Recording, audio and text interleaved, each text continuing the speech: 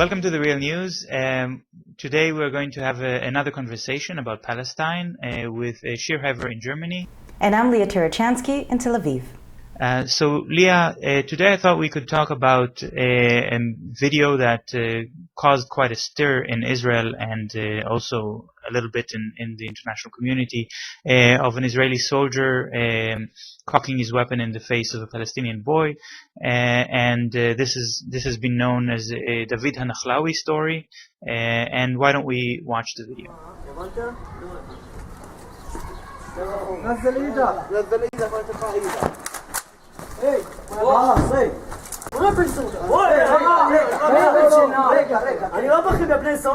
I think what's interesting about this incident is not so much that the soldier and the incident were documented, especially since the Israeli human rights organization B'Tselem has been giving out camcorders to Palestinians to record the daily violations perpetrated by the Israeli army and the settlers in the West Bank. But what's more interesting is that the soldier was punished. Now, it was later revealed that the punishment had nothing to do with the incident with the Palestinian. He was punished for an incident with his superior. But still, in that moment between when he was punished and when it was revealed that his punishment was not related, we saw a whole sea of solidarity from other soldiers who started publishing pictures of themselves holding up signs reading, "I am with David Hanachlawi." It should be noted, of course, this sort of behavior by Israeli soldiers is illegal. Israeli soldiers are not allowed to express any kind of political opinion. And it also begs the question whether the announcement of the Israeli army that this soldier was reprimanded not for his behavior towards the Palestinians, but actually towards his behavior towards his own commanding officers, whether that was really the case, or maybe they actually published this as a kind of surrender to this wave of protest by Israeli soldiers. Earlier, I spoke to Rela Mazali, one of the founders of A New Profile, an organization in Israel that works on demilitarization. It's an expression of a much broader standpoint that's pervasive throughout the population that continues to perceive itself as threatened and attacked, despite the fact that for many, many years now, it's been the powerful party and mostly the attacking party. The attacks of the military on Palestinian civilians in the West Bank and in Gaza remain virtually invisible to most Israelis, except when they're exceptional. They don't follow it, they don't take any interest in it. There's no awareness that this is a choice. This is a policy choice, that it is exploited for many different kinds of interests. Now, the Israeli media completely ignored the fact that an Israeli soldier in an occupied territory threatened a teenager with an assault rifle and instead focused on the dangers of social media. There's a quote I wanted to read you from Haaretz. It's not that earlier signs to the subversive potential of smartphones weren't visible. In recent years, soldiers uploaded videos of themselves doing the Harlem Shake, Gangnam Style, the Takata, and other dances on their tanks or just in the middle of streets in the West Bank, even though they were forbidden from doing so. Couldn't those same devices that recorded these silly videos be used for other purposes? The IDF didn't think so. This sort of image, as if the Israeli army is very professional, is actually kind of shattered by this story.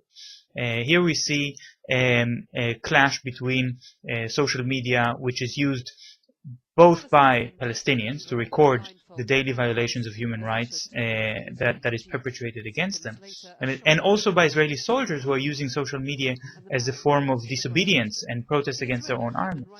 And I should say something about the name David Hanachlawi, because that's not his name. This is a reference to the unit, to the division that he's a part of, the Nachal division. So he's sort of David of the Nachal division. And this is actually this division of the Israeli army is a division which combines civil projects with the military. When I was in high school, I was taken to a sort of day in which various Israeli military divisions would present themselves to school children to convince them to join that particular division. That's part of the Israeli militaristic education system. And this was after an incident in 1996 in which a mass of angry Palestinians, as part of their protest, marched on an Israeli colony in the West Bank. And the colony was only defended by those soldiers from the Nachal division. And the soldiers panicked and called for help until some other unit came to save them. This was back in the day a very big blow to the image, to the pride of that unit.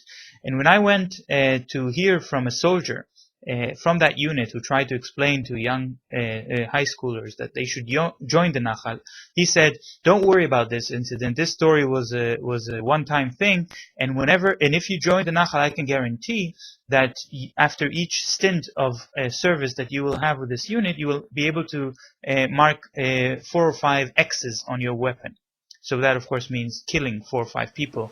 But how do you explain the soldiers' sense of victimhood against the institution of the army? Not just victimizing the institution. Throughout the first saga as well. The higher levels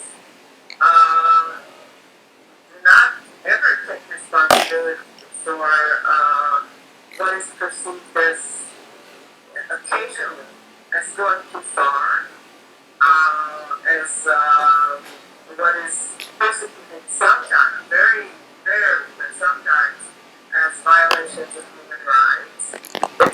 It's almost unfairly only the soldiers who is held responsible. This trend of punishing low-ranked soldiers instead of addressing the major policy issues of the occupation actually translates also to the civilian population. In recent weeks, we saw the so-called price tag attacks, which are attacks by settlers in the West Bank against Palestinians, usually involving slashing Palestinian cars' tires, burning cars, spray painting racist slogans, and also burning down mosques. So in recent weeks, we've seen these attacks that usually happen only in the West Bank spread outside of the West Bank, inside Israel proper. We've seen attacks in al-Fahim, which is in the middle of the country. It's a Palestinian city. We've seen an attack on the Palestinian city on the coast called Furadis. Well, we can see how the Israeli government is talking about these attacks by the extreme right as sort of something that's out of their control, that they don't condone it, but nevertheless it happens. Even though they're clearly not enforcing the law on these criminals, and what we saw regarding in Palestine is that if they want, they have the means to enforce the law on whoever they want.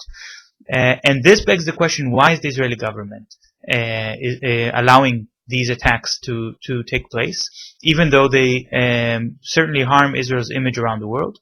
When the Israeli government is confronted by international pressure, and for example the United States government is saying Israel has to freeze the construction of the colonies, then the Israeli government says, well, we would, but we can't because of these extreme right-wing activists who are going to go nuts.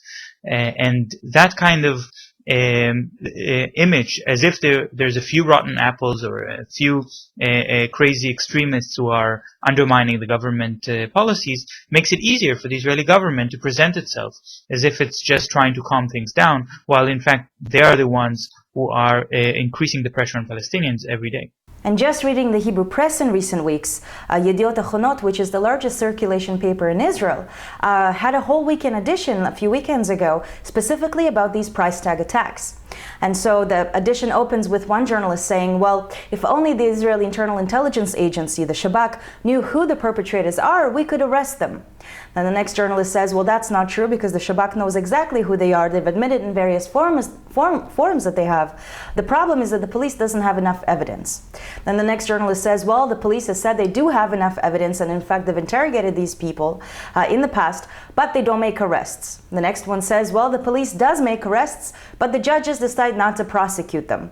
Then the last one says, well, the judges would prosecute them, but they don't have enough evidence. And so it goes back full circle. I want to go back to the point where we started the discussion about David Admov, who's nicknamed David Nakhlawi, and his behavior, his video.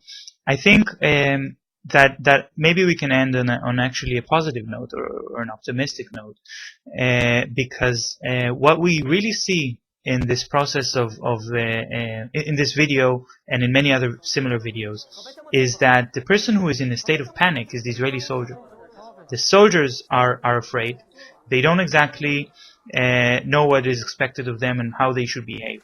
On the one hand, they have been taught to see the Palestinians as less than human beings, as the enemy, as people that they can treat like garbage. But when they see the camera, they know that everything that they do will be broadcast, and they could actually face some consequences. Also, the coverage we've seen in recent weeks is another positive step that potentially will start the debate inside Israel about the whole occupation at large. I'm Lia Tarachansky in Tel Aviv. And I'm Shir Hever in Germany.